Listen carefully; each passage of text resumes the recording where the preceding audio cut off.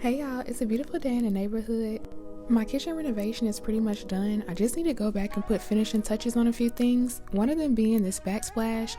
I'm still new to this, so even though I tried my very best with the tile saw, some of the tiles are still a little jagged, so I'm using the tile trim to cover those raw edges for a more polished look. I started by putting the InstaTrim up against the wall so that I would know exactly where to cut. This renovation has been hard enough already, so I decided to use InstaTrim for this project because of how easy it is. I didn't need any special tools and it's self-adhesive, so I didn't even have to make a mess. I slid a piece of InstaTrim into the corner piece and then worked my way out. Every now and then I had to take a step back just to make sure everything was straight. Once I was sure that I had everything lined up and in place, I went back with the roller and applied a good amount of pressure just to make sure it was actually stuck to the wall.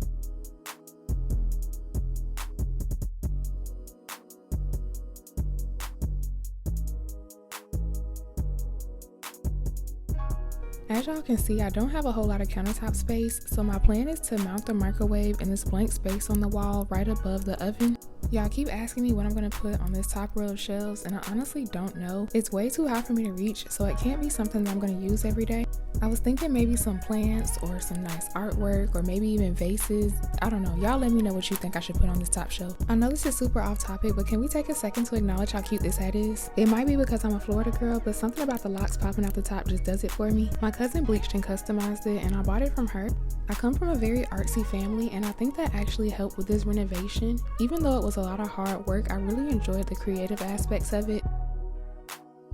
Now it's time to move over to the other side, and I'm going to repeat the same exact process. I'm going to measure, cut, peel off the backing, stick it into place, and then go over it with the roller.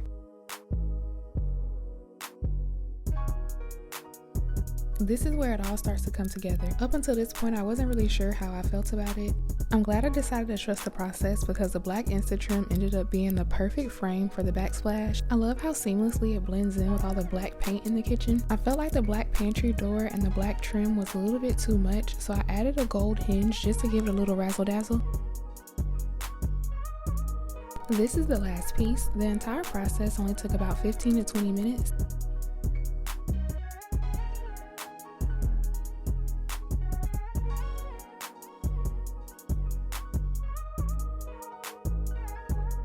Like I mentioned earlier, once I was done, cleanup was super easy.